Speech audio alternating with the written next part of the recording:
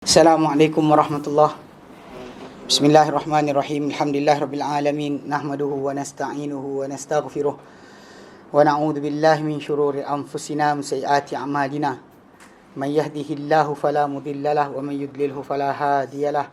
Asyhadu an la ilaha illallah wa asyhadu anna Muhammadan abduhu wa rasuluh. Allahumma salli ala Muhammad wa ala ali Muhammad kama sallaita ala Ibrahim wa ala ali Ibrahim wa barik ala Muhammad wa ala ali Muhammad kama barakta ala Ibrahim wa ala ali Ibrahim fil alamin innaka Hamidum Majid. Rabbi shrah li sadri wa yassir li amri wa hlul 'uqdatam min lisani yafqahu qawli. Amma ba'd. Alhamdulillah, kita bersyukur kepada Allah Taala dapat kita berkumpul lagi. InsyaAllah hari ini menyambung kelas mengaji kita berkenaan dengan tafsir.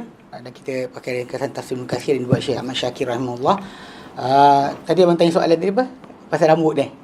Dia sebenarnya yang dalam mazhab Syafi'i pun, orang yang mengajar kata lelaki perempuan bersentuhan batal tu, diorang tak define sebenarnya. Dalam mazhab Syafi'i bukannya just any wanita. Kan dia ada 5 syarat. Sebab kalau ikut pada Al-Quran yang datang, yang digunakan untuk mengatakan batal wuduk lelaki yang bersentuhan wanita, ayat tu general. Dia kata aula mastumun nisa, atau kamu bersentuhan dengan wanita. Dia sebut wanita, mak kita pun wanita, anak kita wanita, kakak kita wanita, mak saudara kita wanita, nenek kita wanita. So soalan wanita manakah yang batal? Ikut Quran tak cerita. Okey, dalam ayat tu tak cerita. Okey, jadi para ulama kata sebenarnya ada 5 syarat. 5 syarat ni ada kes sekali sengaja dekat belah Bangi. Atau kemudian ada orang tak puas hati dekat ayat surah Al-Maidah ayat ke-6. Okey. Jadi kalau dia orang refer 23 kata yang haram kahwin, ayat 23 surah Nisa. Kita bincang tu, wanita yang dikahwini oleh seorang, 23 surah Nisa. Tapi ialah still tak relate. Sebab ayat tu tak kata pun bersentuhan wanita, tak begitu wanita mana. Tak ada sebut. Okey, sekarang ni itu sebab saya cerita kefahaman ayat tersebut dipakai. Tapi sebenarnya dalam mazhab Syafi'i ada 5 syarat. Ini saya jawab itu sekali pada kes ada orang dekat belah Bangi. Saya mengajar dekat sana, kemudian dia kata saya mengajar bukan mazhab Syafi'i. Okey, kes ni lah, wanita lelaki bersentuhan. Jadi saya pun copy print screen daripada kitab Bujairi Al-Khatib. Saya print screen dan saya post balik dekat diorang, suruh diorang baca balik semula. Sebab dia kata sebenarnya yang berlaku persentuhan batalkan tu ada 5 syarat. Syarat pertama yang untuk jadi batal adalah bahawa terjadi di antara dua yang berlainan, lelaki dan perempuan. Maksud lelaki perempuan. Kalau lelaki tak jadi, perempuan tak jadi, khunsa tak jadi, khunsa lelaki tak jadi, khunsa perempuan tak jadi. Maksud dia basically kena lelaki perempuan. Baru itu syarat pertama untuk jadi batal. Kedua, bahawa ia terjadi dengan kulit, bukan rambut, gigi dan juga kuku. Kulit. So abang pegang rambut tak ada benda lah. Kan tak ada tajuk lah. Jenuh kan kalau pakcik-pakcik yang duduk solat hari Jumaat. Kan kawasan perempuan pun masuk ke kawasan, katakan tak vacuum. Habis Muhammad ni pijak. Ataupun rumah Nabi sendiri SAW. Mungkin ada rambut Aisyah bersepah dan sebagainya. Rambut dah tertanggal. Samalah ni. Samalah. Rambut tu kan bukan benda hidup. Rambut benda mati. Dia ada kat badan ke tertanggal ke sama aje. Macam mana nak tidak? Tapi anggota tubuh badan lain. Kalau anggota tubuh badan tertanggal pun masih lagi hukum dia sama. Walaupun tidak bersama badan orang sebut, kan dapat tangan pun girlfriend, kan cium ke, tetap haram walaupun dah putus badan dia. Dah nama badan orang perempuan tu memang haram lah pegang pun. Tak kira lah kawasan benda tu ni kan, kalau terputus sekalipun tak boleh jadikan tu buat sindir hati ke, buat peluk-peluk tu bandar tidur tengah malam, tak boleh. Haram. Faham tak? Okey. Kedua, maksud dia kena bahawa terjadi dengan kulit, bukan rambut, gigi dan kuku. Ketiga, terjadi dengan tanpa lapik. Tanpa tembaran lapik. Kalau lapik dan tak jadi temu tajuk. Keempat, ini yang orang tak sebut. Bahawa mencapai setiap seorang dari mereka had yang dia syahwat dalamnya. So, dia kata, steam ke soalan kan? Dia kata jika seorang ada kan bersyahwat, seorang lagi tidak, maka tak jadi. Sebab kes dia orang lihat kepada hadis Nabi yang Nabi sujud tengah malam, tengah solat, Aisyah pegang kaki Nabi. So jadi dalam kisah tersebut dia kata kebarangkalian Aisyah ada nafsu, tapi Nabi tak ada, tak ini. Lepas Nabi teruskan solat, tak ada Nabi opocut apa hang pun tutup kaki aku. Okey, itu yang keempat kan. Yang kelima, tak ada hubungan mahram. Kalau dengan mahram maka tak ni. Jadi 5 syarat ni orang tak cerita. Padahal dalam kitab mazhab Syafi'i yang mana tak jadi sebarang pembatalan wuduk kalau 5 syarat tak cukup. Laki-laki, perempuan-perempuan, antara lelaki dan perempuan Kemudian berlaku benda tu dengan kulit, bukan dengan kuku, gigi dan ataupun rambut. Ketiga, mesti tanpa lapik. Keempat, mesti ada syahwat. Kelima, baru tiba tajuk masalah mahram. So, di 5 syarat sebenarnya dalam mazhab Syafi'i sendiri, tapi orang tak bincang. Main cakap dia batal. Faham tak? Dalam mazhab Syafi'i ni, pasal dia tak ngaji kan, tak belajar. So dia kata batal, automatik batal. Cuba define tu betul. Sebab dalam Al-Quran tak define pun siapa yang dimaksudkan, lelaki ke perempuan. So yang 5 saya sebut tadi, berdasar sebab apa? Sebab kes dia diorang baca dalil lain. Dalil lain yang menunjukkan bahawa tak batal. Kalau tak ini, tak batal. Memang adalah mazhab yang batalkan mazhab lain adalah kot. Tak. Mazhab Syafi'i ni cerita mazhab Syafi'i kata batal. Mazhab lain kata tak batal. Tak batal lah. Tak batal. Mazhab lain tak batal langsung. Mazhab Syafi'i kata batal dengan syarat tadi. Faham tak? So kadang pelik kat lah. Orang Melayu kita kan Malaysia ni mengaku mazhab Syafi'i tapi tak tahu mazhab Syafi'i apa. So ngaji lama-lama tak nak kan. Letih. Baik. Ala kulli hal, hari ni kita sambung insya-Allah. Kita hari tu dah masuk pada surah An-Nisa ayat 92-3 yang kita bincang berkenaan masalah tajuk pembunuhan sebab ni kisah dia ada kaitan dengan peperangan sebenarnya. Tajuk ni berlaku dalam peperangan, bahawa Nabi SAW ada berlaku dalam peperangan tersebut terbunuhnya seorang lelaki Muslim akan seorang yang Muslim juga tapi dia yang masih kafir. Itu yang kita kata, itu kita terpaksa terangkan pada minggu lepas. Maksud dengan bunuh dengan sengaja tu maksud dia apa? Ingat kan? Ingat tak ingat lah tu. Apa bunuh dengan sengaja, apa maksud dia? Bunuh dengan sengaja. Macam mana kita define orang tu bunuh dengan niat atau dengan sengaja? Dan dia serang orang. Dia serang orang dengan senjata boleh bunuh, maka dia niat ke tak niat ke tetap mahkamah charge dia bunuh dengan niat. Bunuh dengan sengaja. Tapi kalau dia kata bunuh tak sengaja, dia pergi serang orang tu dengan benda tak patut mati tapi mati. Tak niat bunuh tanpa niat langsung tersilap kan. Kita gali lubang bawa kereta, tengah jalan orang lompat dekat depan kereta kita atau tujuan lubang kita gali. Dan kat situ kita kata, cuma yang dalam kesan tadi macam kita sebut itu tajuk perbezaan masalah hukum. Orang yang bunuh dengan niat, yang kat sini dibincang berkenaan masalah hukum ukhrawi. Hukum duniawi dia, kalau kita nak tahu adalah dalam surah Al-Baqarah ayat yang ke-178 tentang tajuk kisos. Itu hukum duniawi bagi bunuh dengan niat. Bunuh tanpa niat atau bunuh tak sengaja, dia mesti bayar diat sahaja. Tidak ada tuntutan darah. So kita bincang nantilah benda-benda sebut pasal penting. Sebab banyak orang tak faham apa definisi ni tentang tajuk bunuh dengan sengaja ni. Dan dalam kisah sahabat Nabi ni, kisah yang kita akan bincang ni adalah sebenarnya pembunuhan tu berlaku dalam peperangan. Dia serang orang tu, tapi dia tak tahu orang tu Muslim. Itu tajuk dia. Dia terbunuh Muslim kerana tak tahu. Itu maksud dia. So bukan dia sengaja bunuh. Sebab tu tuntutan darah tak berlaku. Tuntutan darah tidak berlaku. Dia kat orang Muslim tu masih kafir. So dia sama-sama kafir dulu. Lepas tu dia masuk Islam. Kawan tu masuk Islam, dia tak tahu. Nampak dalam satu tempat, dia pergi bunuh.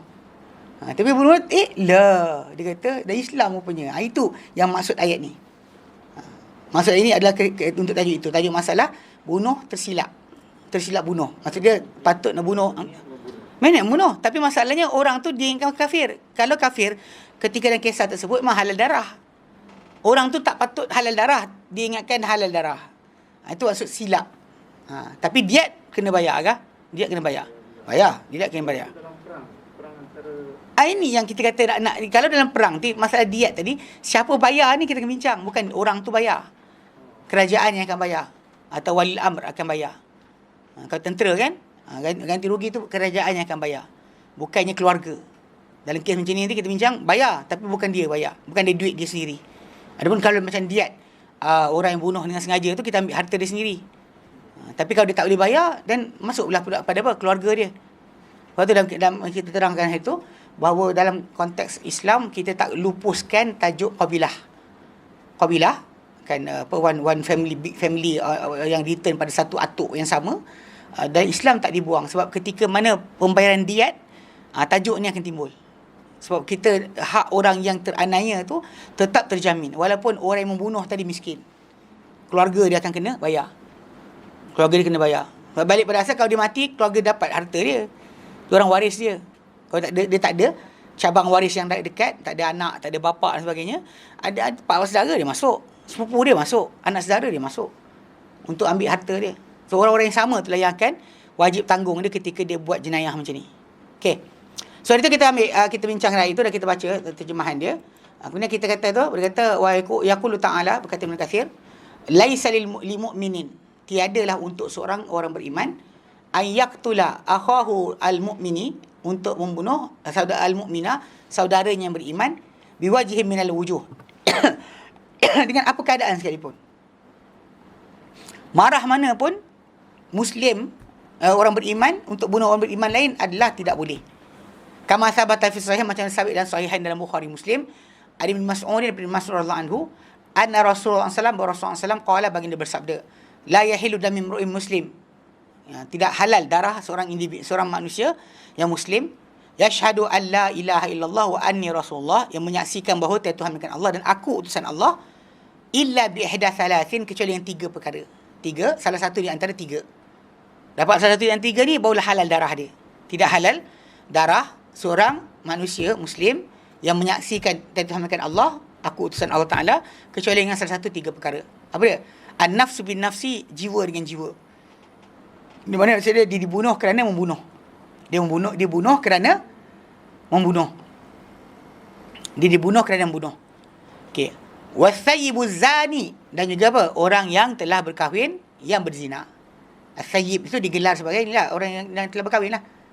Telah merasai perkahwinan yang halal, kemudian dia berzina juga. Ini dalam konteks ni memang kita kata berat.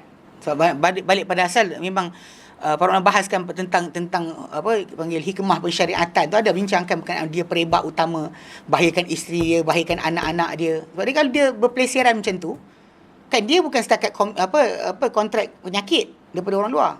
Saya kalau dia kata orang tanya saya macam kes apa, dia kata suami dia gini, so dia keluar luar. Saya kata minta cerai. Dia kata pasal, saya kata suami awak sebenarnya mendedahkan awak pada penyakit kelamin yang awak tak boleh reverse balik. Once kena katakanlah AIDS, awak nak patah balik macam mana? Tak ada patah balik tau. Kena gonorrhea, syphilis dan sebagainya. So memang kalau seorang wanita bila suami dia berpeleseran kan macam tu, dia berhak untuk minta cerai. Sebab nyawa dia terancam. Nyawa dia, kesihatan dia terancam. So kenapa nak teruskan? Tak tahulah, banyak orang kadang-kadang dia masih sayang, terpulang lah. Dan Islam boleh je. Kan, tapi masalah benda tu dia kena faham suami dia tu adalah ejen perebab penyakit untuk dia. Bahkan untuk orang lain pun.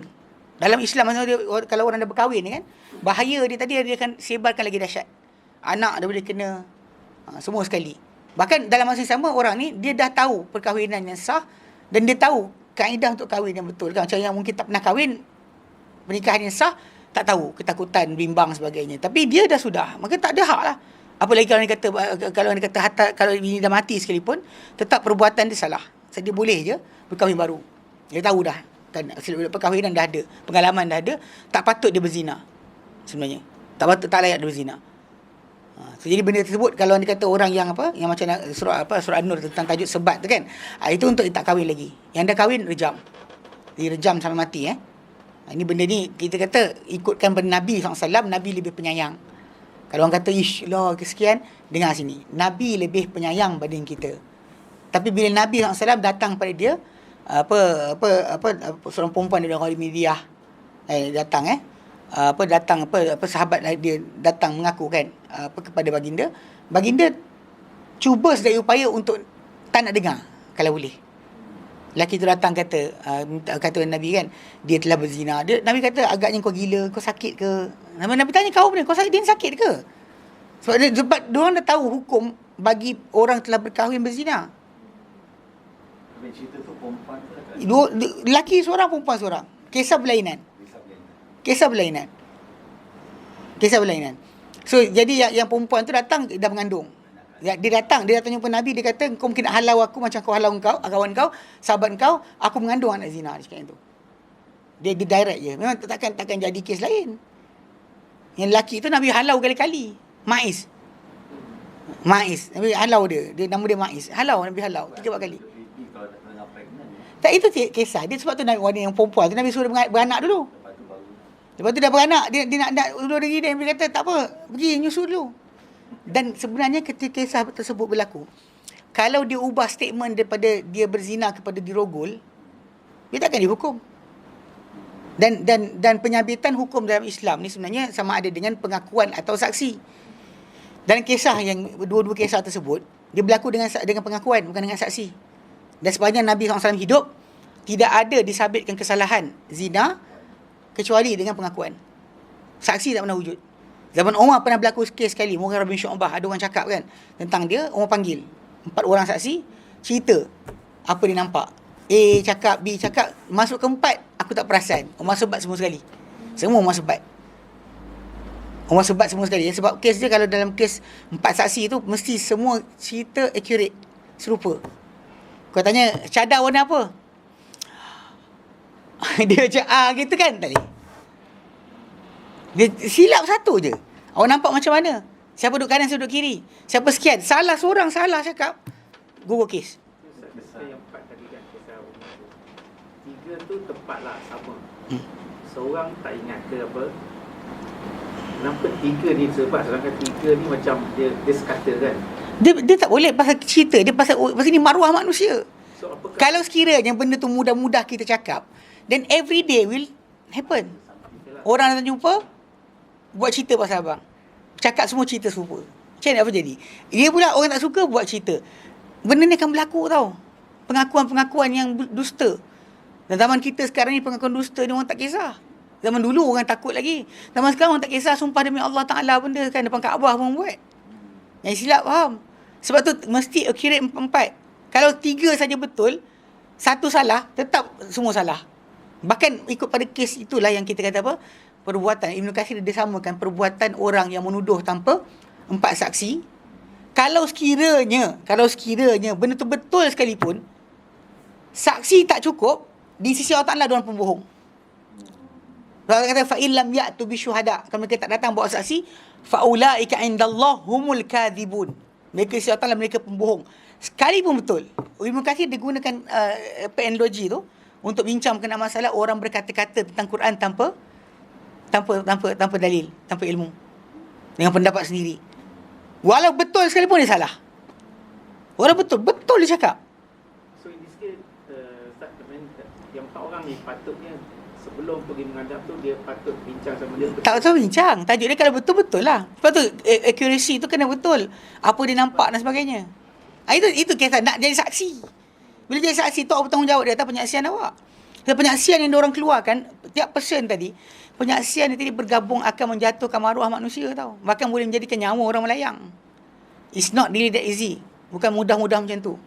Kalau kita longgarkan hukum tadi kan, kita rasa macam tapi sekian, dan maruah orang kan tergadai. Everybody akan angkat, saya nampak, saya saksi, saya sekian. Semua penipu, sepah zaman sekarang. Kan? Dan para sahabat sendiri pun dah takut masalah ni. Zaman sekarang lagi dahsyat. Antara tanda akhir zaman ni adalah akan tersebarnya janji sumpah palsu. Semua wallahi wa billahi wa tallahi. Mana orang kisah kan? Wallahi wa ta'allahi. Mana kita tahu dari sumpah palsu pula Ustaz? Sebab benda sekarang ni boleh bayar. Ada kes dulu, ada kes apa benda entah. Pendakwaan dekat mahkamah tentang seorang manusia ni. Kemudian bila nak sabit kesalahan dan sebagainya tentang dia dengan seorang perempuan, tiba-tiba datang 14 orang lelaki mengaku kat mahkamah dia ada hubungan perempuan tersebut. Untuk jatuhkan kredibiliti perempuan tu punya kedudukan sebagai perempuan ada maruah. Bila 40 orang angkat tangan kata kami pernah buat hubungan perempuan ni, terus mahkamah buang kes. Macam mana? Kisah glamour ni kisah ni. Ya.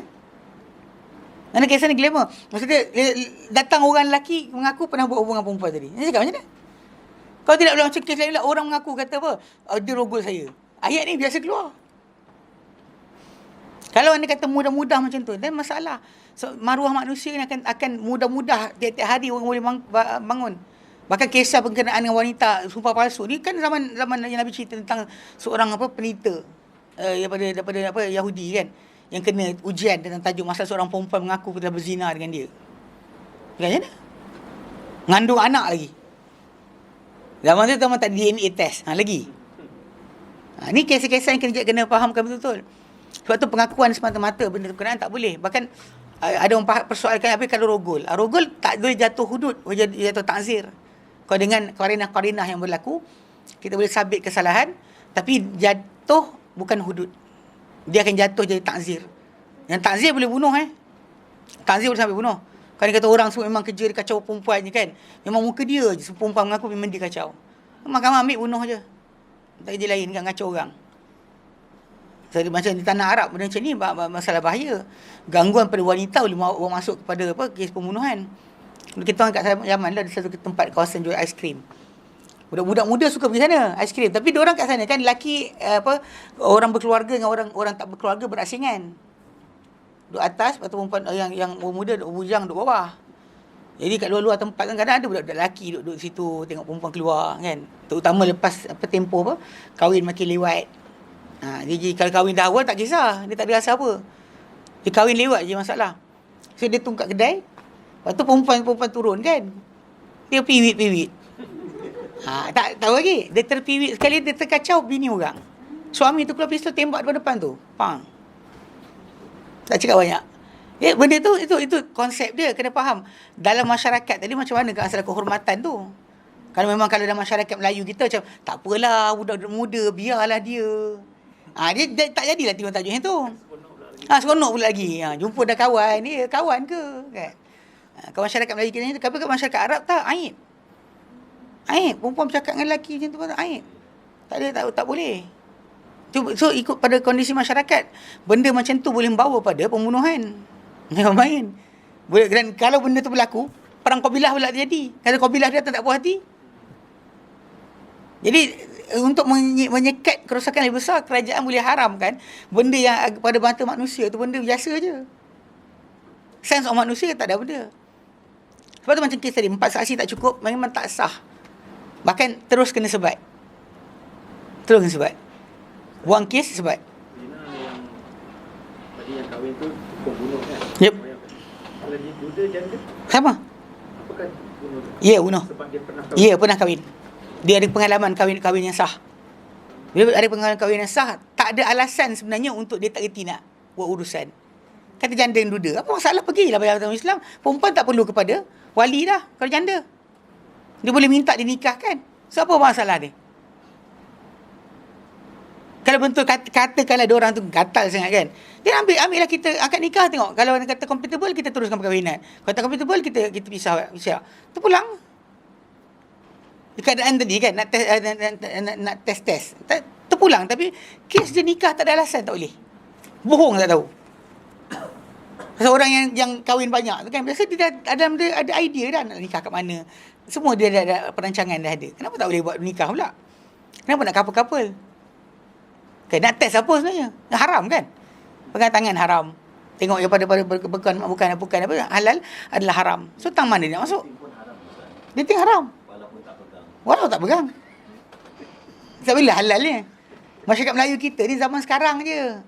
Kan dah mula start jadi macam tak apalah nak berkenalan. Ketika berkenalan, ketika dating tu bohong. Sebab orang semua marketing diri dia sendiri. Yang lelaki akan market diri dia seorang yang sopan. Tunggu tak kahwin dia. Perempuan itu juga ayu ketika marketing. Lepas kahwin nak tengok perangai, lepas kahwin. Serius. Nak tahu dia jahanam ke tidak, tengok lepas kahwin.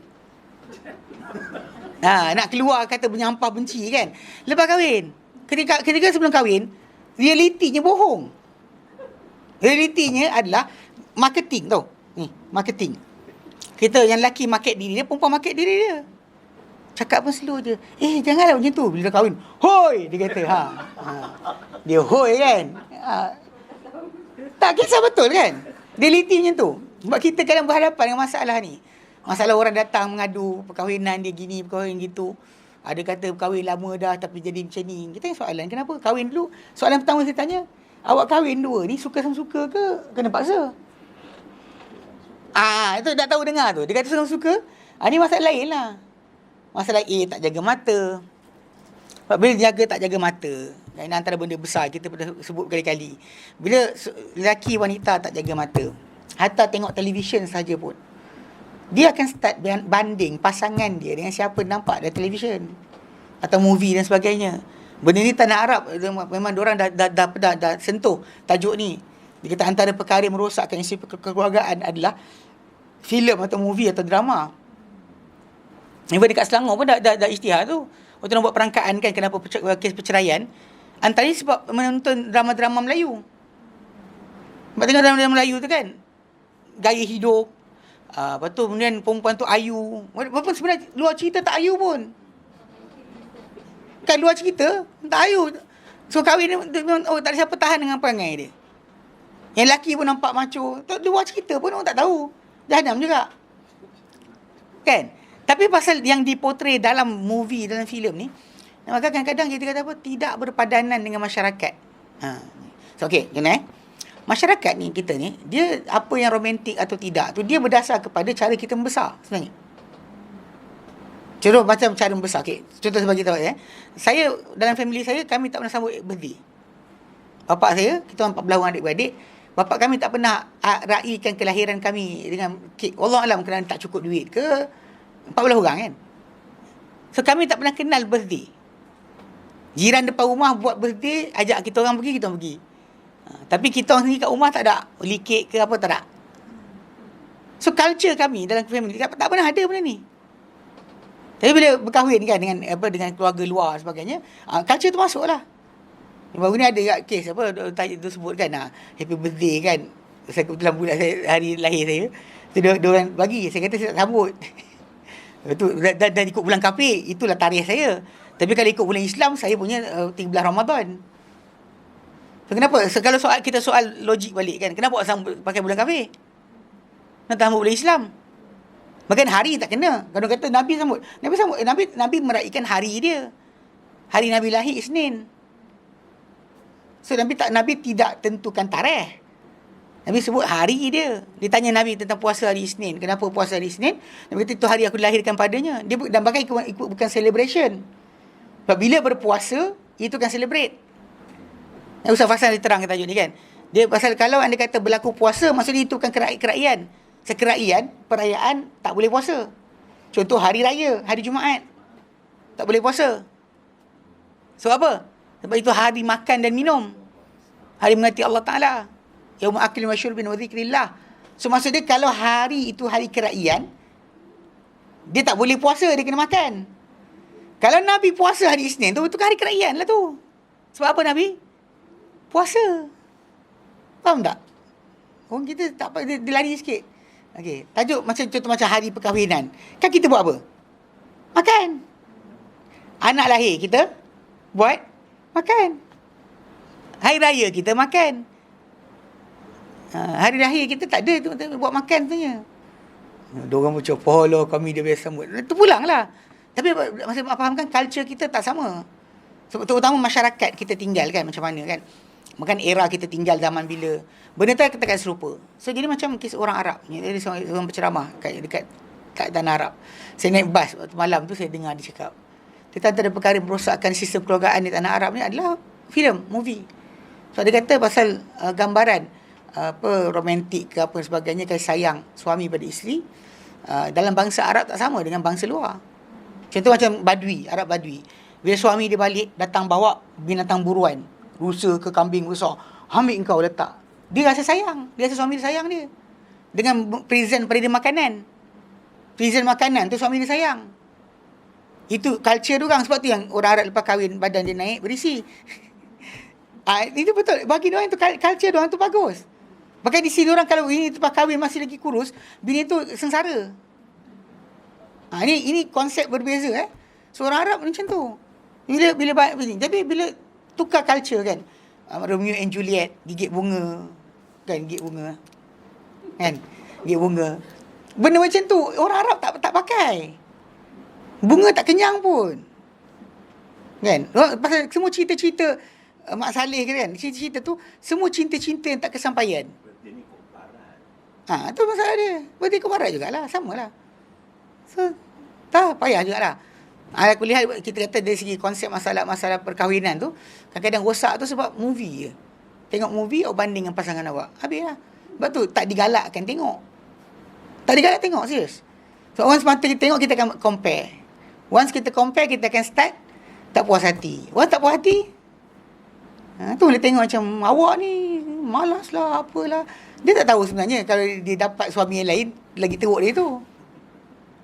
Itu konsep yang pasal kes tengok movie kan. Itu benda itu tipu je. Bahkan awal-awal tulis dah, cerita ini tiada kaitan dengan hidup dan mati. Kan? Yang awak pergi buat jadikan itu sebagai ukuran awak, kenapa? Tapi itu kisah dia. Bahkan di Selangor dia keluarkan statement perangkaan perceraian antaranya adalah sebab tengok movie Melayu. Faham So konsep dia kena ni sikit. Kalau aku lihat tadi macam kes sabit kesalahan ataupun zina tadi, kalau dia kata dia dah berkahwin, dia berzina, maka Nabi kata itu halal darah. Dan pelaksanaan hukum itu memang jelas-jelas dibuat.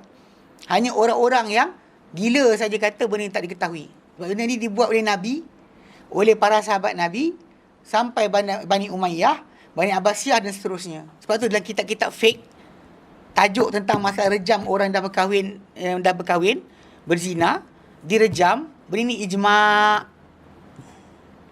Macam mana maghrib 3 rakaat, macam itulah hukum bunuh ni. Tidak ada sebenarnya kat situ bentuk yang dikatakan ringankan. Bahkan sebenarnya kalau kita faham kembali, benda ni sebenarnya untuk menjaga sistem kekeluargaan. Kalau kata orang asyik ni kan kahwin cerai betul berzina sebagainya, dan perkahwinan betul tak berlaku, perkahwinan betul tak berlaku, maka tidak mungkin akan ada zuriat. Dan zuriat tak ada, maka benda ni akan jadi jenayah pada negara. Sebab sebuah negara perlu kepada zuriat ataupun anak untuk meneruskan kesinambungan negara tersebut. Kalau dia kata rakyat tak cukup, rakyat tak ada, negara tak wujud. Bahkan negara tadi mungkin kena jadi macam Emirates kan, UAE. Dan kat sana ada ada kuil Hindu. Dia tanya, kenapa kuil Hindu ada? Orang pening kepala kan. Punca dia sebab ekonomi negara dia bergantung dengan orang India yang datang bekerja di sana.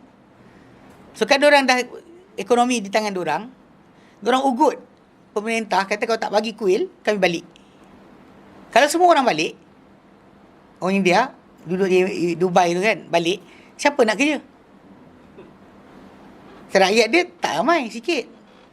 Dekat sini timbul tajuk. Sebab tu kenapa ramainya rakyat sebuah negara tu penting. Ramainya rakyat sebuah negara tu penting. Bahkan Jepun lepas daripada Perang Dunia Kedua tu, diorang kelahiran sangat tinggi. Habis sekarang dia jatuh. Dah mula start boleh ambil pekerja luar dan sebagainya. Siapa nak kerja kat Jepun boleh sekarang jadi buruh dan sebagainya. Dulu tak boleh. Mana rakyat dia ada sampai kan nak jaga tempat ni, dikatakan dia buat site untuk katakanlah dekat tiang, dekat kawasan subway tu, ada satu tempat tu dengan tengah betulkan. Dia tinggalkan orang situ seorang tau, untuk halang jaga orang. Jalan yang kacau sebagainya. Setiap satu benda tu ada orang. Dia tak biar kosong. Nak ceritakan rakyat dia ada untuk mengisi ruang tadi. Tapi bila kalau dia kata rakyat dah tak ada, orang luar masuk. Lama-lama kes dia jadi macam setengah-tengah dia, macam kes Dubai tadi. In the end, pendatang tadi bekerja di negara tu mempunyai suara untuk menentukan hala tuju kerajaan yang ada. Itu dia kena jaga sikit. Banyak orang tak faham ni. Jadi sebab tu zina kan, dia adalah jenayah sebenarnya kepada negara. Orang yang tak nampak. Dan tahu kesan dia, tengok 30 tahun akan datang. Macam tidak ada perkahwinan berlaku, jadi kat Jepun kan, dia tak ada anak lahir, negatif Yang orang jangkakan Jepun dalam 50 tahun akan datang, rakyat dia tinggal 40 juta saja. Sekarang 126 juta. 20 tahun lepas 146 juta. Diorang jangkakan dalam tempoh akan datang, beberapa tahun akan datang, sebab perkahwinan tak ada, ni tak ada, anak pun sikit, kebarangkalian kata tinggal 40 juta je nanti. Bayang apa jadi. Macam Singapura pun dia pening kepala kan. Tapi nak fahamkan sekarang, generasi zuriat tu penting. Sebab tu kenapa zina tu diharamkan. Dan pada orang yang berkahwin lagi dahsyat, dikenakan daripada orang bujang yang tak ada pengalaman kan, tak tahu benda, tiba-tiba terbuat. Yang mana orang kahwin tadi, dia memang perancangan dia tahu cara dia sebagainya, apa benda nak buat, nak kahwin macam mana kan, nak daftar apa, semua dia dah pernah lalui. So dia tak ada timbul alasan sebenarnya. Sebab tu orang yang kahwin berzina lagi teruk banding dengan orang yang muda yang tak kahwin lagi berzina. Tu Itu beza dia. Sebab tu Nabi kata tidak akan halal darah kecuali 3 perkara. Pertama, an-nafsu bin nafsi, jiwa dengan jiwa, nyawa dengan nyawa. Qisas lah. Ya, ayat surah Al-Baqarah 178. Kemudian wasayyibuz zani, orang yang telah berkahwin dan dia yang berzina. Wattariku li dinihi al-mufariqu li jamaati, orang yang meninggal agamanya yang memecahkan akan jemaah. Dia orang murtad ni, dia ada konsep. Ini cerita kelakar. Kadang-kadang ada orang-orang yang liberal kata apa alasan kita nak larang orang tu. Sebenarnya tak ada pendalil pun dalam hadis Nabi membenarkan orang dah murtad biar hidup. Kalau orang tu murtad tak bagi tahu orang, kita timur tajuk lah. Kita tak ada suruh cari. Tapi kalau dia isytihar depan-depan, benda tu murtad dia kan, benda tu akan menjadi masalah kepada agama. Sebab bayangkan kalau dia kata orang kafir berpakat beramai-ramai, masuk Islam beramai-ramai, keluar Islam beramai-ramai, benda tu akan goyang kan, akan goyang keadaan masyarakat Islam sendiri. Sebab tu kenapa benda ni dalam bentuk kenegaraan tak boleh. Maka orang yang murtad ni, dia kedudukan dia sama macam orang yang mengkhianati sebuah negara. Sebab Islam bukan hanya setakat satu agama, dia negara. Ini orang tak nampak. Dari pentadbiran Islam, dia bukan hanya setakat solat, puasa, zakat, haji. Atau dispute ataupun pertelingkahan orang ramai tentang harta ke, darah ke, hak dan sebagainya, dirujuk pada kerajaan Islam. Islam dia bukan hanya setakat jaga masalah puasa, zakat, haji, tak, bukan macam tu. Ini banyak salah faham sebenarnya, menyebabkan orang kita kecilkan skop Islam. Dia lihat Islam ni duduk kat masjid je. Islam dalam pentadbiran jiran kita dengan jiran apa hukum, dan keluarga ada hukum, semua sekali. Kemasyarakatan, lepas tu kita dengan orang bukan Islam, lepas tu kita dengan negara bukan Islam, kita negara dengan negara Islam lain. Semua ada. Sebab tu kalau orang tu dia kecilkan skop Islam dengan kata masalah murtad tu hak pribadi, tak. So, kita ada peraturan yang Nabi perintahkan. Di akhirat dia ada hukum, di dunia pun ada hukum. Sebab kita kena ingat, ada benda diterangkan hukum dunia akhirat, ada benda tak diterangkan hukum dunia. Contoh macam mengumpat, hukum dunia tak cerita, hukum akhirat tak nak cerita. Hukum dunia tak cerita, hukum akhirat tak cerita. Ada benda-benda yang kita kata macam bercakap bohong, di dunia tak cerita, di akhirat kan ada tajuk hukuman dia. Tapi ada yang Allah Ta'ala berikan dia punya hukuman dunia dan akhirat, terutama benda-benda yang berkait dengan 5 perkara. Menyentuh pada agama, nyawa, akal, harta, maruah atau keturunan. 5 ni. 5 perkara ni dia tersentuh agama. Ni ada hukum dunia akhirat. Berkenaan dengan nyawa, ada hukum dunia akhirat. Akal, tu yang arak diharamkan sebenarnya, ada hukum dunia akhirat. Macam harta, curi, potong tangan, dunia akhirat. Haram riba sebagainya. Sebab nak jaga harta. Kemudian maruah, macam kes tuduh orang berzina. Maruah orang. Bahkan bukan setakat dia, anak dia, adik-beradik dia, bapa dan sebagainya. Ni maruah. Riba pun tak ada hukum dunia. Mana riba? Tak ada. Dia sebut hukum akhirat. Hukum dunia kita kata benda tu haram, dia bagi tahu haram je lah. Tapi nak untuk kata masalah ada peraturan sebat ke, tak ada. Di akhirat genang dan darah. Macam-macam. Macam-macam tu saya tanya lah, macam-macam benda. Yang pentingnya kita nak fahamkan sekarang ni bahawa hukum yang ada dunia akhirat tadi, dia pasti berkait dengan 5 perkara. Sama ada benda tu kalau dibiarkan rosakkan agama, macam kes murtad tadi kan, rosak agama lah. Contoh macam kes tadi, macam kes nyawa, macam haram bunuh diri, haramkan bunuh orang ni, hukum kita bincang sekarang. Mana jaga nyawa. Kemudian nak akal kan, diharamkan benda-benda yang mabukkan dan sebagainya, untuk jaga akal. Disuruh kita berfikir supaya menjana akal kita berfikir. Dan harta, disuruh kita cari harta, tapi siapa langgar hak orang lain dan harta, dipotong tangan dia. Bahkan kalau dia merompak, dia boleh dipasung dan sebagainya. Kan? Kemudian yang terakhir, masalah maruah atau keturunan, diharamkan contoh zina. Berkait dengan maruah keluarga, berkait dengan keturunan negara, rakyat. Sebab bila tempoh panjang, zina atau segala benda berkaitan tajuk jenayah seksual, LGBT. Kadang orang kata lah, dia seorang je ustaz. Tak, sekarang kita nampak tu pertama kali datang. Macam berlaku di Eropah sekarang ni kan, rakyat dia menyusut. Sebab kebebasan seksual ni, orang dah seks ni menjadi benda murah. Kan, menjadi semua orang boleh buat tanpa perkahwinan dan sebagainya. Orang tak ada kahwin. Bila tak ada kahwin, siapa nak beranak? Lepas tu bila orang Islam kita pergi ke Eropah, Boleh sampai beli gereja, jadikan masjid. Sebab komuniti Kristian dekat situ dah pupus. Tak ada duit dan nak tampung gereja tu punya biayaan. Sebab tak ada duit nak biayaan, diorang terpaksa jual. Sini Muslim beli. Lepas tu Muslim pula komuniti dia banyak. Tak dapat duit daripada sana, daripada luar negara akan ada infak. Macam sekarang ada apa, buka masjid kat Jepun lah, masjid dekat Canada lah, kat mana kan. Kan ada infak tu dia buat. Oh, berebut orang. Negara-negara yang Afrika tu kita faham lah. Negara-negara Eropah ni orang berebut. Nak buka apa Islamic Center kan. Buat tayang je video. Senyum-senyum sikit, ambil muka-muka orang tentu. Tak selebriti tak payah. Ustaz lah. Mufti Men ke apa. Ada. Lepas tu nanti akan ada pula komuniti di sini. Dia hantar tak? Dia hantar dulu. Untuk train. Ya. Training. Kalau anda kata contoh permulaan tu, memang kita kata orang tempatan tu tak reti. Kita hantar orang dulu. Dari Malaysia akan hantar, daripada sekian akan hantar. Pergi sana train dulu, ajar bahasa Arab, ajar Quran, ajar sekian. Lepas 3-4 tahun macam tu, dah diorang sini ada yang self sustain, tinggalkanlah diorang sini. Atau kebetulan ada di kalangan mereka pergi belajar agama sendiri ke tanah Arab, balik dia ni balik, sambung balik. Tak ada hal. So kita sebenarnya datang macam para sahabat datang lah. Datang bukan untuk tinggal di sana sampai mati. Datang untuk sampaikan agama dan balik. Sampai agama, orang dah faham, balik. Tu para sahabat pergi Yaman, balik. Bukan duduk kampung Yaman tu. Dia pergi, sampai agama, uruskan apa sepatutnya, lepas tu balik.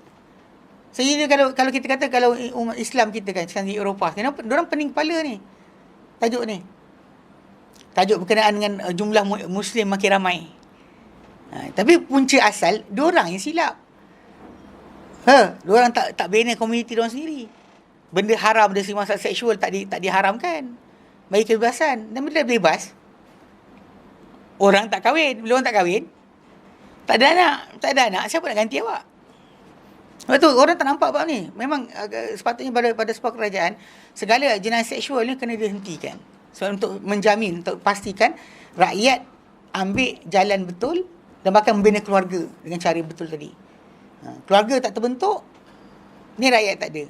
Lepas tu kahwin mesti supaya untuk generasi pula akan datang ada, kena digalakkan kahwin. Memang tak dipaksa, tapi kalau ada kemampuan, kahwin kan. Yang sibuk kan, nilah itulah apa sebagainya, kahwin. Okey, baik. Dia kata kemudian summa idza waqa'a syai'un min hadhihi thalath. Kemudian kalau terjadi 3 perkara ni, ni kena pegang betul. Banyak orang salah faham, dia kata bunuh kan. Falaisa li ahadin min ahadi ra'iyati an yaqtulahu. Maka tiadalah untuk seseorang, sesiapa daripada individu rakyat ni, tidak ada hak untuk dia bunuh orang tu. Wa inna ma dzalika ila al-imam aw naibihi. Tapi itu hanya kembali kepada pemerintah ataupun naib dia, pengganti bagi pemerintah. Contoh macam di sini governor yang pemerintah lantik. Di negeri ni pemerintah lantik siapa? So orang-orang tu saja yang boleh laksanakan hukum bunuh kepada orang-orang yang disebutkan nama tadi. Orang murtad dan sebagainya, yang bunuh dia kerajaan, bukannya orang perseorangan. Orang yang kahwin berzina pun sama. Yang perintahkan untuk dia dibunuh adalah kerajaan. Kisah pun sama. Orang bunuh orang pun yang bunuh dia adalah kerajaan, dengan arahan kerajaan. Kalau semua orang buat sendiri, dan jadi keluarlah Superman lah, Batman, Spiderman sebagainya. Dia bagi apa? Vigilante orang yang tukang balas dendam. Dan Islam tak ada. Kita ada datang daripada kerajaan saja. Hukum bunuh. Macam perang lah, macam jihad lah. Kita bincang jihad fisabilillah sebagainya. Yang melaksanakan dia adalah orang yang dilantik oleh kerajaan. Kalau kerajaan tak benar dengan keluar, tak adalah. Kalau dia tak keluar kerana contohnya kerana nakkan duniawi, dan dia jawab Allah Ta'ala nantilah. Bukan kerja kita. Kerja kita adalah memberitahu hukum saja. Dia jawab lah. Saya sekarang orang tanyakan, dia tak hukum Islam, dia jawab nanti. Bukan kerja kita. Pasal orang dulu tak suka jadi pemimpin. Memang tak nak pun. Dia kata, gila kan. Tanggungjawab tu besar. Orang tak nampak tu benda tu. Kadang-kadang orang kata, kita ustaz. Dia dalam kerajaan, ada menteri, ada mufti, ada sekian. So dia jawab lah diorang. Bukan kerja kita. Faham tak? Kerja kita belajar hukum. Melaksanakan hukum tadi, kerja kerajaan. Bukan kerja kita. Semua jawab menteri ke, apa ke, tak kisah. Dia jawab ni Allah Ta'ala nanti. Katalah masyarakat majmuk, jawab. Macam mufti tak ada kuasa Ustaz kan? Dia penasihat je. Dan kita tak boleh tuduh mufti tak cakap. Yang kadang orang kita ni bila tengok kerajaan tak berubah, Mufti salah. pemimpin, dia kata mufti makan duit. Tak, memang mufti makan duit. Dia ada gaji jawatan. Tapi masalahnya kerja berubah tu bukan kerja orang. Kerja bagi tahu mungkin dah bagi tahu dah. Mana awak tahu tak bagi tahu. Awak kan 24 jam duduk dengan mufti tu. Macam orang kita ada tajuk. Dia kata kalau tak berubah tu tak buat kerja tu. Sekarang kita tahu semua para anbiya buat kerja, tapi pada masyarakat dia majoriti tak berubah. Nuh buat kerja 950 tahun buat kerja. Rakyat tak berubah. Kan? Musa berdepan-depan dengan Firaun, buat macam-macam benda dia buat. Firaun tak berubah. So kena faham, tajuk result itu tajuk lain. Tajuk kerja kita buatlah. Jangan bila tak ada result kita kata orang yang ada tu tak buat kerja.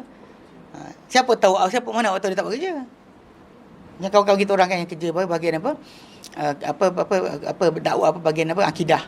Yang kita dia kata kami buat kerja, Syekh dia kata. Tapi sampai dekat atas panel tolak. Dia kata bayar sebagainya, dia buat kerja. Itu tajuk lain. Tajuk masalah asal pertama, perubahan manusia tu terpulang pada Allah Taala. Kerja kita sampaikan saja. Orang tak berubah bukan kerja kita. Orang tak berubah bukan kerja kita. Tapi memang kita kan tengok jugalah dalam tajuk apa kita buat. Kadang-kadang kita tengok macam kes kalau kita duduk dengan contoh macam orang Syiah kan. Kita tahu dah dia punya i'tiqad atau fahaman dia. Kalau sekiranya dia memang kita pergi jumpa tu kerana dia ajak berdebat, kita pergilah. Tapi kalau kita kat keluar pergi jumpa sembang-sembang, makan-makan, tanya kuih apa suka, tak payah. Saya tak ada mengubah apa pasal dia macam tu. Kan dia pasal logik dia, pasal kita nak duduk dengan orang yang contoh dia kata Muhammad ni tak betul, Muhammad Rasulullah SAW tak betul, dia betul. Orang macam ni kita hanya duduk bila kita nak berdebat dengan dia. Nak berdebat dengan dia, nak bertekak menegakkan hujah. Adapun untuk datang lepak minum kopi, sengih-sengih peluk-peluk tak boleh. Mana boleh ada keadaan macam tu? Mana kita akan duduk dengan orang yang maki mak kita, bapak kita. Orang maki bapak kita, mak kita tak duduk dengan orang tau. Tiba-tiba orang yang maki si Nabi, mak orang-orang beriman, kita duduk sekali dengan dia. Kenapa? Atau tajuk apa nak sembang apa? Kalau sembang setakat nak makan kuih tak payah. Kalau pergi tu kita nak bantah, contoh macam bantah, contoh macam Syiah ni pergi dekat Syria bunuh orang di Syria. Pergi untuk bantah. Kenapa? Masuk campur dengan hal ehwal Syria dalaman. Sebab Syria, tengok kerajaan dia tak kuat dah. Iran hantar tentera tau. Yang jadi kes pembunuhan rakyat Syria dibunuh oleh orang-orang Iran. Tentera Iran masuk campur. Hizbullah. Sampai Dr. Sokordawi kata Hizbul Syaitan. Dia bukan lagi Hizbullah, Hizbul Syaitan dia kata. Dia masuk ke dalam Syria tu bunuh orang Islam. Kerja untuk Bashar Assad. Untuk mempertahankan kerajaan yang ada. So kita kata kalau kita pergi untuk bantah, iyalah. Bantah apa benda campur tangan, atau bantah kenapa orang Iran masuk banyak dekat Malaysia ni dadah. Keledai dadah paling banyak, fakta dia adalah daripada Iran tau. Bawa sekali bawa bukan sikit-sikit, ratus-ratus kilo dia bawa. Bukan setakat 3 gram, 4 gram, ratus kilo, belakang gambar, belakang sekian. Ini bertahun-tahun dah jadi. So kalau kita jumpa duta tu nak peringatkan dia, tak patut jadi macam ni ke, okey lah. Dia kalau setakat nak sebincang buat kuih tak payah. Saya tak faham kena makan kuih. Senyum dengan orang maki bapak kita, cerca mak kita duduk dengan dia. Tak boleh. Tak kena. Anda jumpa untuk berdebat, untuk berbahas, untuk menegakkan dan kebenaran, menidakkan kebatilan, ya. Jika tak jumpa sembang-sembang tak payah. Ngarut. Okey. Jadi kata qaulu atas firman apa tu? Illa khata'a, kecuali tersilap saja. Qaulu wa istisna munqati'. Ini dikatakan ni pengecualian ni pengecualian yang terputus. Maksud dia statement asal tu dah siap. Tidaklah orang beriman itu akan bunuh seorang beriman. Selesai dah. Ayat tu dah selesai. Tak boleh untuk orang beriman bunuh orang beriman yang lain. Lepas tu tambah pula, kecuali tersalah sahaja, tersilap saja. Okey. Waqtu lifafi sabab nuzul hadhil ayati, dan dipercanggahkan mengenai sebab turun ayat ni. Faqala Mujahid, Menteri Agama dulu. Faqala Mujahid bin Jabr, ini anak murid Ibn Abbas ini Mujahid betul. Okey, berkata Mujahid bin Jabr, dan bukan dia seorang, ramai. Nazalat fi Ayyash ibn Abi Rabi'ah. Ya. Dia turun pada Ayyash bin Abi Rabi'ah. Siapa? akhi Abi Jahlin li ummihi. Saudara adik-beradik kepada Abu Jahal belah mak dia. Maksud dia mak dia dengan mak Abu Jahal sama. Itu Asma binti Mukharribah. Asma binti Mukharribah. Tulis tu nama tu. Asma binti Mukharribah. Yang dia ni mak yang sama dengan Abu Jahal punya mak. Dia Ayyash punya mak dengan Abu Jahal punya mak sama. Bapa lain. Masyarakat Melayu kita benda macam ni jadi aib. Itu masyarakat Arab tak kisah pun.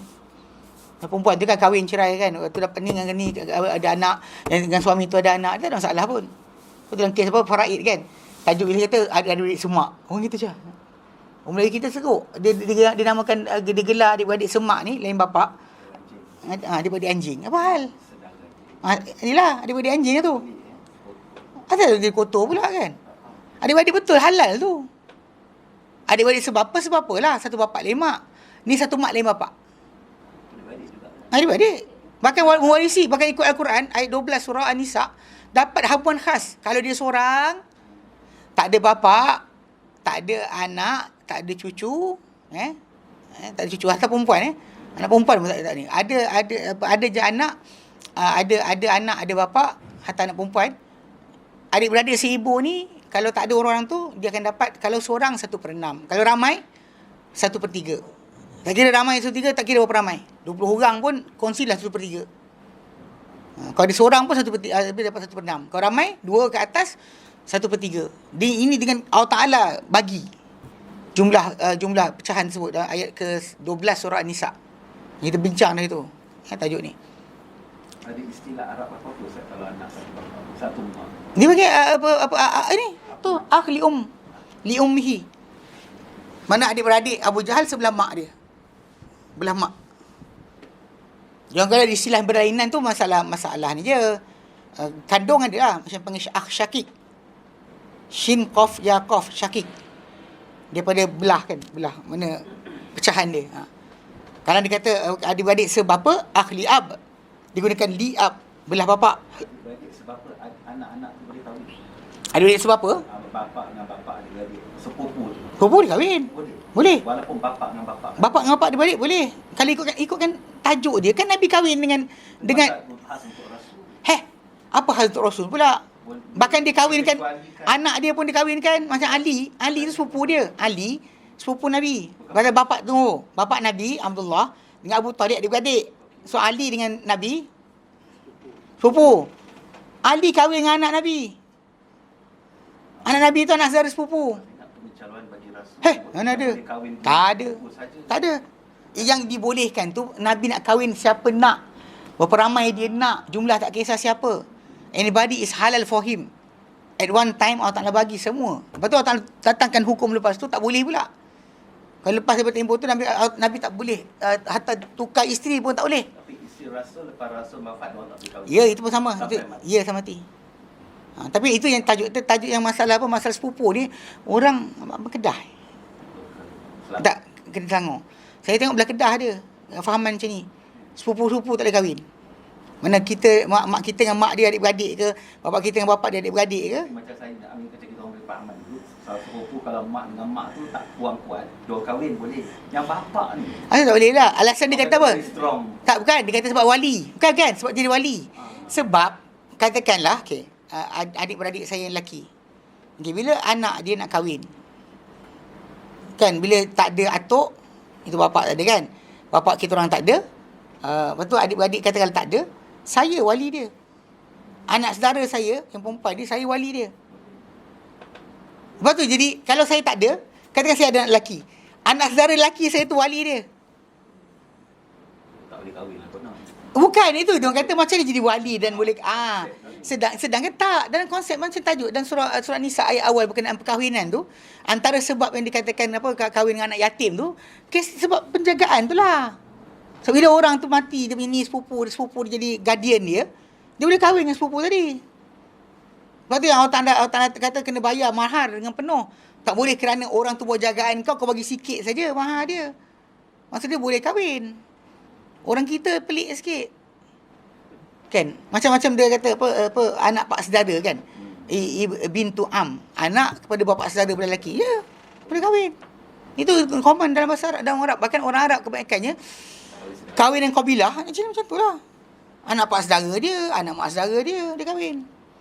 Cara mudah dia. Supaya boleh tak keluar harta, bukanlah mudah kalau dispute ke apa, jadi berat sikit. Banyak orang kadang tak nak kahwin keluarga ni sebab dia kata kalau gaduh anak, nanti mak bapak tak masuk sekali. Itu yang jadi. Sebab kes dia suka cerai gaduh. Dia boleh cerai baik. Kata mana cerai baik? Cerai baik boleh. Tak ada benda pun. Banyak saya jumpa orang cerai kan. Apa benda apa jadi kes apa masih lagi hubungan baik kan. Bila anak jumpa sebagainya tak apa dia bagi jumpa. Tu tak ada masalah. Cerai-cerai baik dia panggil. Ibu artis 4 orang ada buat macam tu. Cerai-cerai tapi jadi baik. Ibu dengan madu dia pun dia baik. Pelik kan? Jadi girlfriend kan. Tu. Tapi kita nak fahamkan sekarang benda dalam Islam tak ada aib. Tapi yang saya pelik tu orang Islam kita ni ada yang ingat anak saudara sepupu dia. Ada jadi kes orang tu, orang perempuan ni dia ada sepupu. Mana mak saudara dia punya anak. Mak saudara dia punya anak ni sepupu dia orang ni ada anak lelaki. Anak lelaki ni bawa masuk macam adik-beradik dia orang. Lepas tu bila sampai cerita kat saya marah lah. Saya kata apa hal ni? Kata ni anak saudara sepupu kita orang. Anak saudara? Anak sepupu kita orang kan. Mana sepupu kita orang punya anak.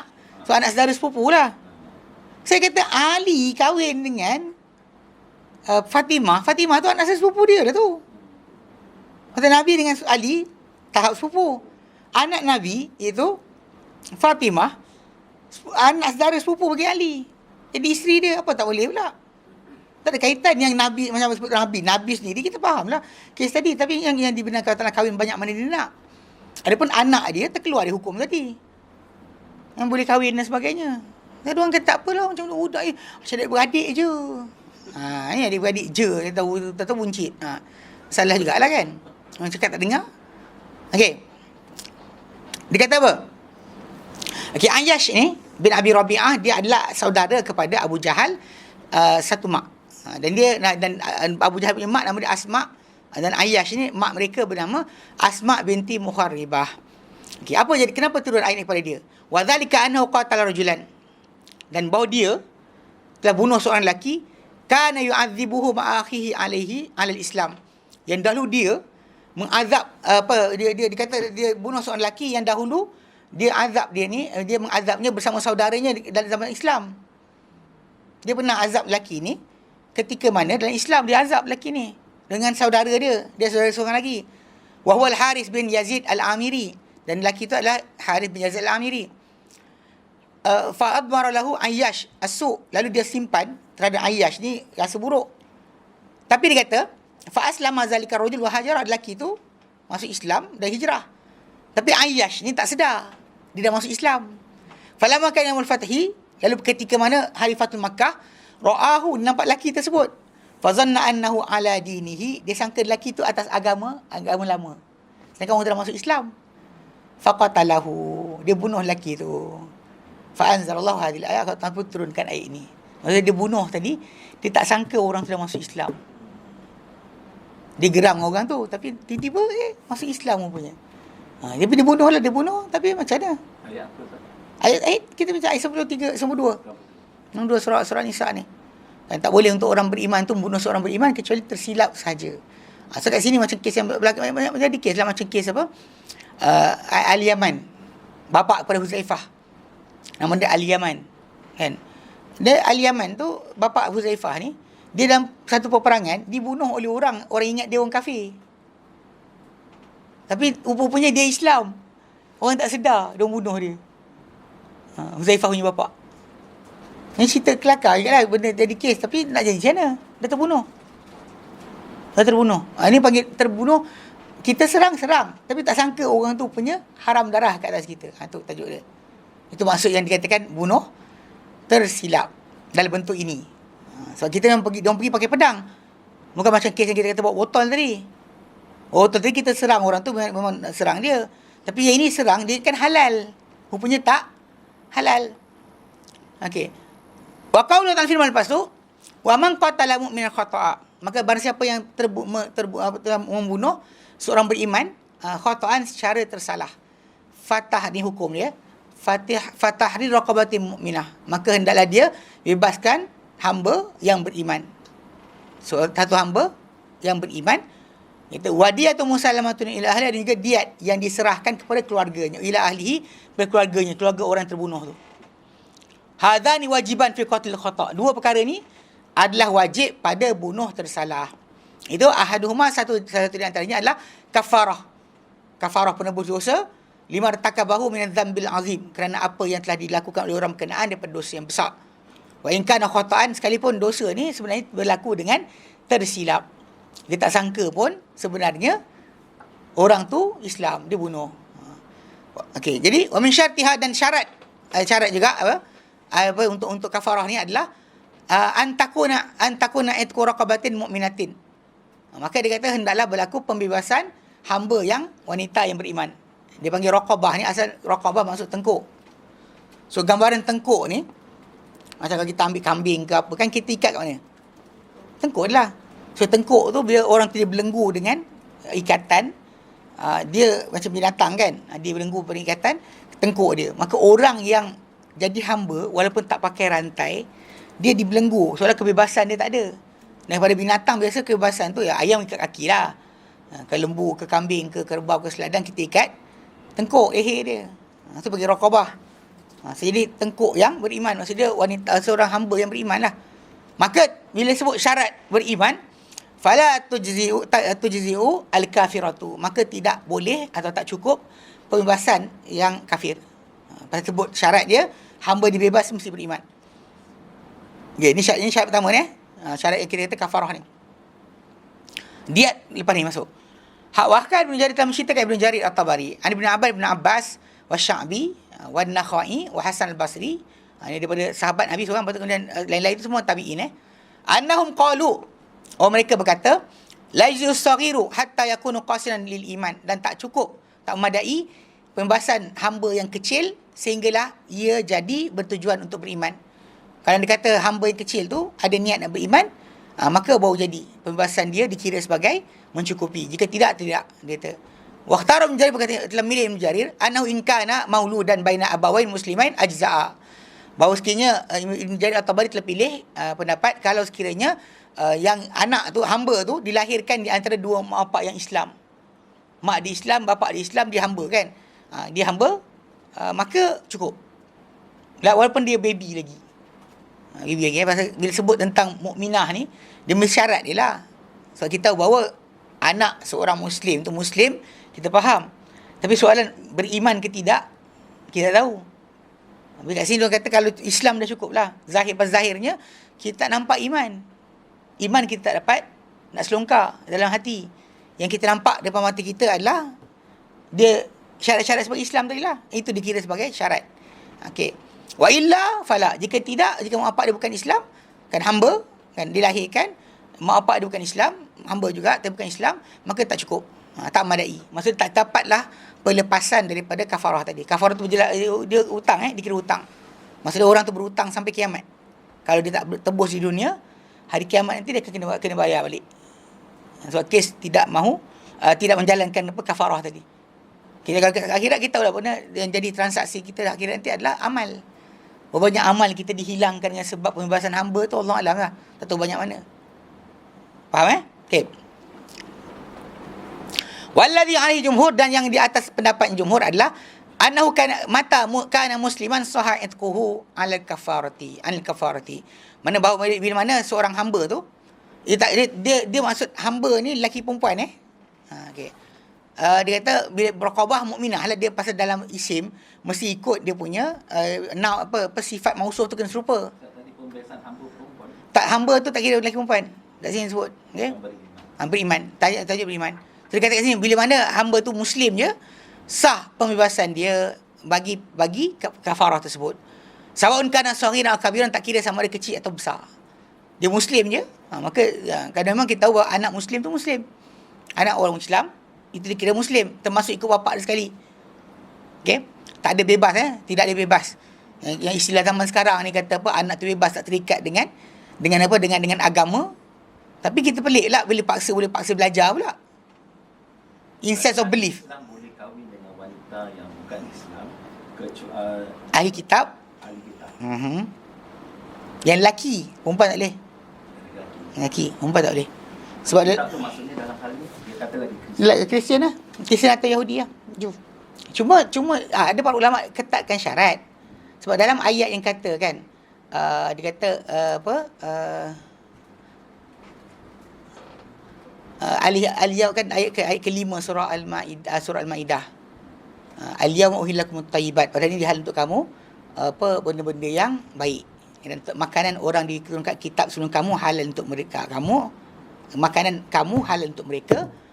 Dan wanita-wanita yang beriman dan wanita, okay, dia kata wal muhsanat, wanita-wanita yang muhsanat minal ladzina utul kitab min qablikum, dan wanita-wanita yang muhsanat yang di kalangan orang diberi kitab sebelum kamu. Kalimah muhsanat ni dia istilah dalam ayat tersebut yang menjaga kehormatan. Daripada masalah tempat lain, kadang-kadang muhsanat tu maksud dia dah kahwin. Setelah berkahwin, tapi kat situ jelas bukan berkahwin lah. Yang maksud yang dikehendaki muhsan ni adalah yang menjaga kehormatan. Tapi dalam masyarakat kita sekarang ni, kalau dia kata dia pilih wanita yang katakan Kristian ke apa sebagainya kerana badan ke sebagainya, itu bukan muhsanat. Tapi dalam sini muhsanat dari segi masalah jaga kehormatan lah. Pasal kes sebenar, orang Kristian pun ada yang tak minum arak, yang tutup aurat ada. Sampai sekarang macam dulu zaman Mormon dulu kan. Yang Jehovah Witness ke, Mormon ke, yang Amish. Kan. Diorang tak ni. Diorang tak buat benda bukan ni. Maksud dia dalam masyarakat dia haram tu masih lagi berjalan. Kalau yang tu halal lah kita kahwin. Kalau yang buka baju tak cukup ni jadikan bini buat apa? Problem yang masalah sekarang masyarakat Islam kita ni, ya, bila orang tu timbul tajuk masalah, tak kira lah orang biasa ke bangsawan ke, kesilapan besar adalah kenapa pilih wanita yang tak terhormat untuk jadi isteri.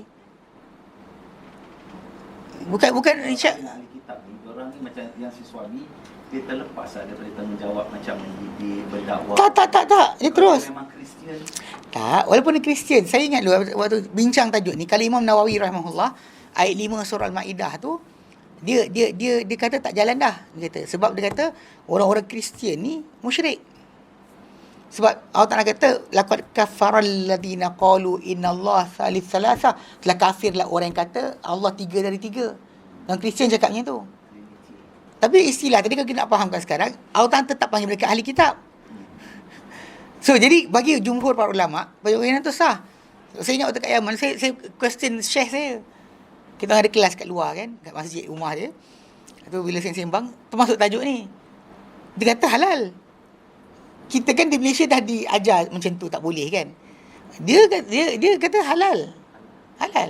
Dia kata ada kawan dia seorang, yang orang Syria, duduk Kanada ke US, kahwin dengan perempuan Kristian. Lepas anak 5 isteri masuk Islam. Lepas anak 5. Not really that point of ni lah. Memang duduk lama kan, bertahun-tahun duduk. Akhirnya lepas 5 tahun, lepas 5 anak ke-5 baru isteri dia masuk Islam. Banyak Indonesia pun banyak dosa. Indonesia tajuk lain. Indonesia problem dia adalah dia bukan berasas pada tajuk tu. Dia pegang Pancasila. Ikut kepada Pancasila tadi, semua agama sama. Kita pula pada konteks masalah ahli kitab ni, kita akan sujui untuk Yahudi Nasrani je. Buddha tak boleh. Hindu tak boleh. Ini anggap penyembah berhala. Majusi tak boleh. Kristian dengan Yahudi je. Baik, itu yang paling dekat dengan Nabi. So dia orang tu di akhirat macam mana sah? Ahli kitab ni yang kita boleh Tak, kalau anda kata yang kita kahwin, kalau yang kata pisah-pisah lah. Macam mana berlaku pada Nabi? Nabi Lut, isteri dia kafir Islam. Kafir. Itu yang Allah Ta'ala musnahkan bersama kaum dia. Yang kata boleh kahwin dengan ahli kitab. Ya. Akhirat besok dia tak masuk Islam, katakan secara. Jadi macam bini Nabi Lut, Nabi Hud, Nabi Nuh tadi. Walaupun boleh kahwin. Kan saya cerita balik. Kan dalam surah At-Tahrim, ayat yang ke ujung ayat surah At-Tahrim. Kata apa? Daraballahu mathal ladzina kafaru. Allah nak buat perumpamaan untuk orang kafir. Imra'atan Nuhin wa imra'atan Lut. Isi Nabi Nuh, isi Nabi Lut. Kanata tahta abdaini min ibadina salihin. Dua wanita ni tadi bawah jagaan dua hamba kami yang soleh. Fa khanatahuma, maka dua isteri tadi khianati dua suami tersebut dalam masalah agama. Bukan masalah akhlak, masalah agama. Nabi Lut dikatakan isteri dia ialah mungkin kadang dia tension sangat suami duk asyik berdakwah. Dia pergi tunjuk orang ramai pada tetamu suami dia. Dia bagi tahu kaum dia, suami dia tetamu handsome. Ni cerita kisah-kisah dia. Dia tukang tunjuk. Kadang-kadang macam tu lah kan. Bukan kutuk perempuan. Naturally orang perempuan ni dia kalau suami dia sibuk orang lalu sekali suami tak sayang. Sibuk mengajar ke berceramah. Even kadang suami rajin pergi masjid pun, bang tak payah pergilah bang malam ni, duduklah saya takut hantu. Contohnya kan. Benda ni biasa orang adu kan. Isteri tak encourage suami untuk benda baik. Wallahualam, pasal mungkin isteri dia tu dah fed up. Suami asyik sibuk berdakwah sebagainya kan. Nabi Nuh isteri dia pergi iakan cakap orang. Dia tak lawan bila orang kata suami dia gila. Iyalah tu. Ini jadi kes kalau isteri kat rumah dia, adik-beradik dia ke bapak dia, mak dia kutuk suami dia. Suami hang kedekut. Faham tak? Jadi orang dia iakan kata-kata kaum dia. Itu pengkhianatan yang dia buat. Masuk neraka. Falam yughniya anhum minallahi syai'a, maka dua nabi tu tak disamakan dua isteri tu isteri tak ada sedikit pun. Waqila dukhulan nar ma'ad dakhilin, dikata pada dua isteri sebut masuklah kamu dan neraka bersama orang yang masuk. Kita basically kita kata halal sebab Al-Quran kata halal. Masalah relate akhirat nanti dah datang dari Quran cerita nabi tu isteri dia masuk neraka, apa masalah dia? Tak pernah timbul tajuk masalah tu. Macam Ibrahim punya bapa masuk neraka, tak ada hal. Apa lagi isteri ni bukan sebahagian keluarga dia. Hanya dengan perkahwinan bila bercerai bisa. Muhammad pun parents bukan isteri. Itu tajuk yang sama juga. Sama juga. So tak timbul sembarang masalah kat situ. Saya ingatkan yang Lut dengan tu zaman tu syariat dia lain, dia boleh kahwin dengan. Lepas tu ayat Al-Ma'idah ayat kelima tu nak buang mana? Unless kita kata macam Imam Nawawi, ada beberapa ulama yang kata dia tak bagi. Sebab dia kata orang tu dah musyrik. Dia kata sekian-sekian. Tapi sebenarnya ikutkan kepada perbualan Nabi dengan orang Kristian dalam Al-Quran Karim. Bukankah Nabi memperingatkan Isa tu hanya manusia? Kenapa Nabi ingatkan macam tu? Sebab i'tikad diorang apa? I'tikad diorang kata Isa tu adalah anak Tuhan. Tapi bukan semua kumpulan Ada kumpulan macam apa yang Kristian ni tak ekstrim macam tu. Tapi basic dia kita kata bila diorang percaya dia persamaan ada. Percaya Allah Ta'ala Tuhan, akhirat, syurga, neraka dan sebagainya. Sama. Malaikat, Adam bapak kita, benda sama dengan kita. Tak ada beza. Muhammad je tak tahu. Dan juga masalah divinity of Christ, ketuhanan Isa tu. So, pada diorang dah kata yang Isa adalah anak Tuhan, dan juga Isa juga rasul pada yang terakhir bagi diorang. Itu masalah dia. Diorang dah over confident cakap satu benda, lupa satu benda lain. Lepas tu Isa sendiri pula cakap dalam Bible, ada nanti akan datang lepas dia seorang lagi. Basically benda ni kalau ikut kepada tu diorang pun gagal. Lepas tu saya ingat semalam minggu lepas sembang lah dengan Ustaz Husni, dia ada tajuk sembang. Di situlah dia kata macam pengalaman dia dakwah. Pergi dakwah dekat Brunei. Tu dengan askar Gurkha. Askar Brunei lah. Dia punya komandan daripada UK. Askar daripada Burma. Kan? Jadi bila dia nak masuk, mula dia tak nak bagi. Lepas tu pasal arahan raja bagi masuk, tapi dia tak buat formal. Tengah barisan tu, cakap apa nak cakap. Jadi Ustaz Husin buat penjelasan lah. Jadi kes tajuk lah timbul.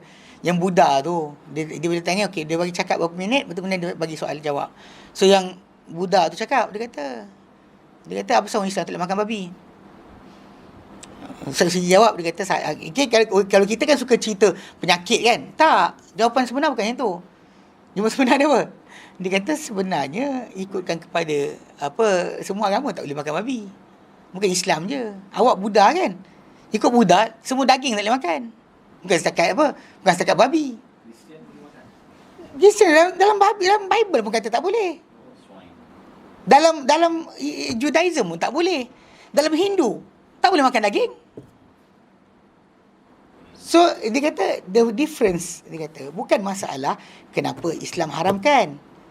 Difference is kami orang Islam patuh perintah Tuhan, korang tak patuh. Korang tak taat perintah Tuhan. Tu tajuk dia.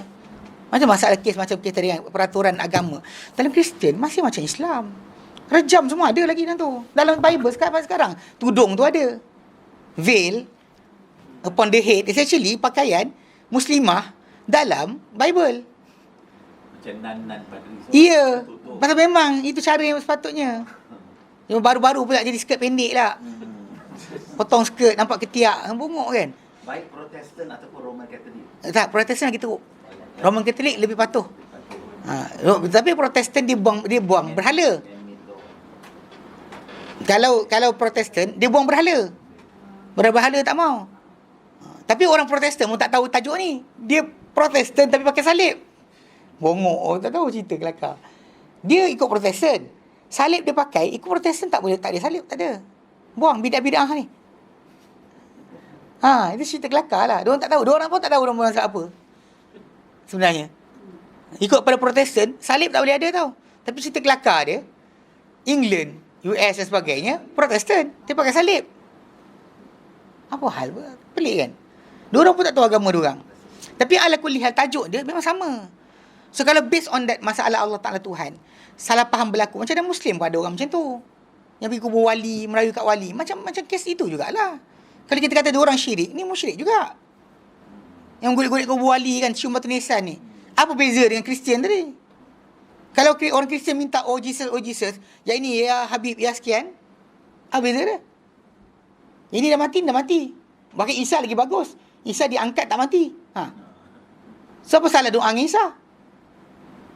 Ikut logik tu, yang masyarakat Melayu kita ke, Islam kita, yang Arab ke mana, yang pergi kubur-kubur ni, banding Kristian lagi bagus. Bab tu. Pasal Isa tak mati.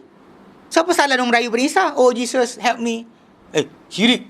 Lepas tu yang engkau panggil apa, yang Abdul Qadir Jailani siapa? Ya Badui. Kan? So jadi konsep dia kalau kita nak fahamkan masalah kedudukan tadi kan, lebih kurang sama. Tapi bab Allah Ta'ala Tuhan, kiamat tu ada, Rasul ada, kitab, semua sekali sama. Tapi dia ada 3 benda kot. Original sin, divinity of Christ, Isa mati disalib untuk apakan dosa. 3 tu. Kan, 3 tu. Divinity, ketuhanan Isa, original sin, dan juga Isa mati disalib untuk apakan dosa manusia. Dia ada 3 benda tu kita masalah dengan Kristian. Bab lain sama je. Kita bergerak seiring. Percaya Allah Ta'ala, percaya kiamat, semua sama. Tapi pada sudut itu berlaku. Jadi kalau kes masalah halal kahwin tu, halal kahwin lah. Tak tiba tajuk. Tapi macam Syekh saya kata, dia kata lepas 5 orang anak, barulah isteri dia tu yang Kristian masuk Islam. Pasal kat sana tak ada burden. Kita pula kat Malaysia kena ikut peraturan kerajaan. Bila kerajaan kita, raja kita dah tak benarkan kahwin dengan agama, kita follow lah. Cik Umar pernah buat hukum tu. Umar buat berzaman dia merintah, dilarang perkahwinan dengan perempuan Parsi. Kena ikut lah. Tapi antara yang langgar, memula sekali, adalah Hussein bin Ali bin Abi Talib. Dia kahwin dengan puteri Raja Parsi. Kat situ yang keturunan yang kata apa, yang apa Imam 12, Imam Syiah tu dia ambil di situ lah. Sedangkan Hussein ada kahwin dengan anak Arab, ada anak. Hasan ada anak. Dia tak ambil jadi imam untuk ni Syiah tu. Dia ambil bukan Ali je. Pasal Hasan anak Ali juga. Hussein anak Ali. Tapi anak Hasan kenapa tak ambil? Kenapa ambil Hussein? Kemudian bila Hussein lah kahwin banyak perempuan. Ni dilebihkan Ali pasal apa? Bukan, dia guna alasan je. Tak ada lebih Ali pun, bohong je, tipu. Semua tu trik untuk sentimen. Okey. So dia kata apa? Dia kata okey. Okey, jadi yang dikata yang apa yang di atas pendapat jumhur adalah kan, dia kata bahawa bila mana seorang hamba itu beriman, muslim, sah pembebasannya bagi kafarah bunuh tadi. Tak kira sama ada dia kecil atau besar, tua atau muda atau tua, tidak menjadi masalah, semua boleh. Okey. Assalamualaikum Imam Ahmad. Wallahu a'lam. Mesti ni. Sorry lah, dia dragging sikit lah yang ni, tajuk ni. Dia macam tak boleh nak habis lah awal. Yang lain saya baca sekali je. Yang ni lama sikit. Pasal tajuk penting. Tak faham. Banyak benda tak faham. Kita tak buat hukum bunuh kan. kepada orang-orang ni tadi, tapi jadi tak tahu hukum. Maka kadang kita pula dikelirukan ada perkara-perkara dalam ni yang tak ijma' lah benda kan. Tapi sebenarnya ijma'. Baik. Disambung itu nanti kita bincang berkenaan cara Nabi SAW dahulu menentukan macam manakah dikira seorang itu beriman. Macam mana orang tu kata beriman, ada soalan Nabi tanya soalan pada hamba untuk tahu dia beriman ke tidak. Okey, baik. Nanti kita bincang situ. Baik. Wallahu a'lam. Wa sallallahu ala sayyidina Muhammad wasallam. Alhamdulillahirabbil alamin. Alhamdulillah. Assalamualaikum warahmatullahi wabarakatuh.